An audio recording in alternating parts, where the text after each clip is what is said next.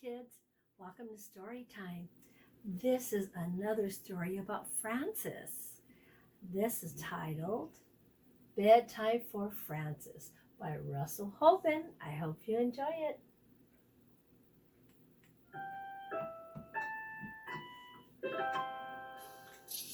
Bedtime for Francis by Russell Hoban.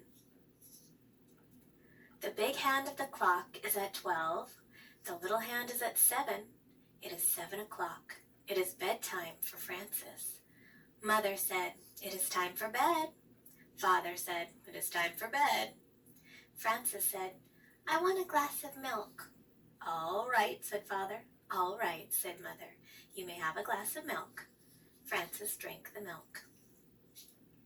"Carry me to my room, Father," said Francis. "All right," said Father. "Piggyback," said Francis. So Father carried her piggyback to her room. Father kissed Francis good night. Mother kissed Francis good night. Francis said, "May I sleep with my teddy bear?" Father gave her the teddy bear. Francis said, "May I sleep with my doll too?" Mother gave her the doll. "Good night," said Father. "Good night," said Mother. "Did you kiss me?" said Francis. "Yes," said Mother. "Yes," said Father.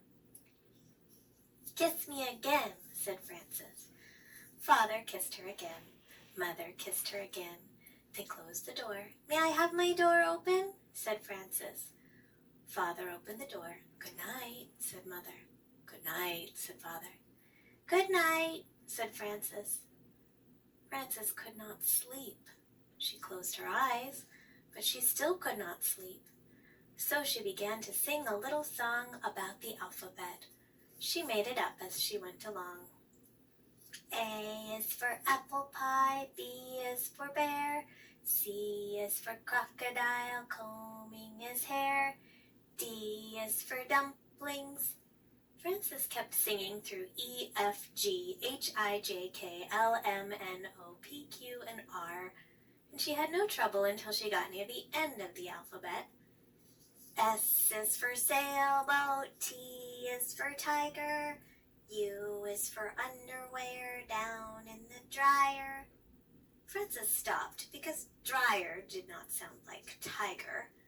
She started to think about tigers.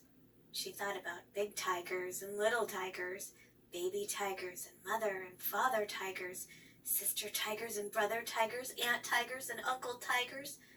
"I wonder if there are any tigers around here," she said. Francis looked around her room. She thought maybe she could see a tiger in the corner.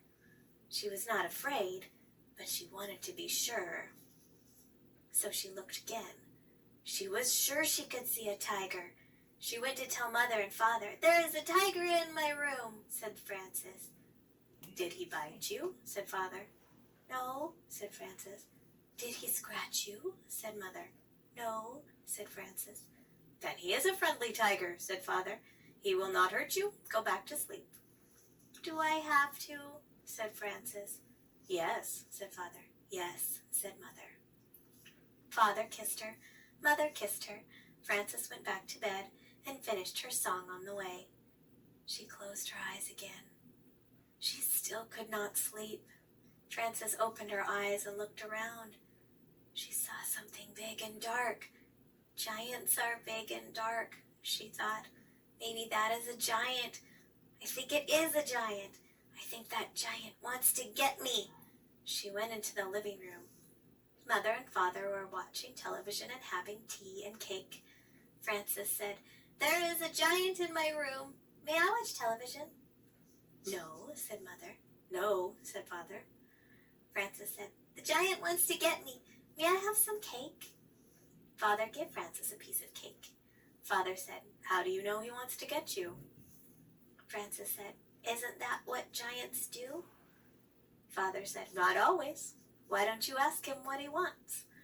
Francis went back to her room. She went right over to the giant. She said, "What do you want, giant?" She took a good look at him. There was no giant. It was just the chair and her bathrobe. So she went to bed again. Francis was not very tired and did not close her eyes. She looked up at the ceiling. There was a crack in the ceiling. And she thought about it. Maybe something will come out of that crack, she thought. Maybe bugs or spiders. Maybe something with a lot of skinny legs in the dark. She went to get Father. He was brushing his teeth. Frances said, "Something scary is going to come out of the crack in the ceiling. I forgot to brush my teeth." Father said, "You brush your teeth, and I will have a look." Frances brushed her teeth. Father came back and said, "Nothing could come out of such a little crack. But if you are worried about it, get somebody to help you watch. You can take turns." Frances told her teddy bear to watch. They took turns for a while. Then Frances got tired of it and let Teddy do all the watching. Frances got up and went to the bathroom. When she came back, she was not sleepy at all. The window was open and the wind was blowing the curtains. "I do not like the way those curtains are moving," said Frances. "Maybe there is something waiting, very soft and quiet. Maybe it moves the curtains just to see if I am watching." She went into Mother and Father's room to tell them. They were asleep. Frances stood by Father's side of the bed very quietly, right near his head. She was so quiet that she was the quietest thing in the room. She was so quiet that Father woke up all of a sudden, with his eyes wide open. He said, "Rumph." Frances said, "There's something moving the curtains. May I sleep with you?" Father said, "Listen, Frances. Do you want to know why the curtains are moving?" "Why?" said Frances. "That is the wind's job," said Father. "Every night the wind has to go around and blow all the curtains." "How can the wind have a job?" said Frances. "Everybody has a job," said Father. "I have to go to my office every morning at 9 o'clock. That is my job. You have to go to sleep so you can be wide awake for school tomorrow. That is your job." Frances said, "I know, but..." Father said, "I have not finished. If the wind does not blow the curtains, he will be out of a job. If I do not go to the office, I will be out of a job. And if you do not go to sleep now, do you know what will happen to you?" "I will be out of a job?" said Frances. "No," said Father. "I will get a spanking?" said Frances. "Right," said Father. "Good night," said Frances, and she went back to her room. Frances closed the window and got into bed. Suddenly there was a noise at the window. She heard bump and thump. "I know something will get me this time," she thought.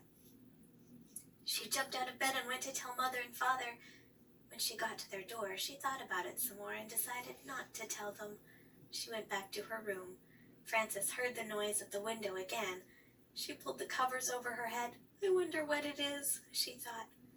"If it is something very bad, Father will have to come and chase it away." She pulled off the covers and stood on her bed so she could look out the window. She saw a moth bumping against the window. Bump and thump, his wings smacked the glass. Whack and smack. Whack and smack made Frances think of a spanking. And all of a sudden she was tired. She lay down and closed her eyes so she could think better. She thought, there were so many giants and tigers and scary and exciting things before that I am pretty tired now. That is just a moth. He is only doing his job, the same as the wind. His job is bumping and thumping, and my job is to sleep. So she went to sleep and did not get out of bed again until Mother called her for breakfast. Thanks for listening to Storytime with me. Do you sometimes have a hard time sleeping at night? Frances sure did have a great imagination, right? But nothing happened. She was okay. And her mommy and daddy were really nice and they were very patient with her. And they took their time to talk to her, especially daddy. Have a great day. I hope you enjoyed story time. Give yourself a big hug from Teacher Lupe. And don't forget, have fun being you.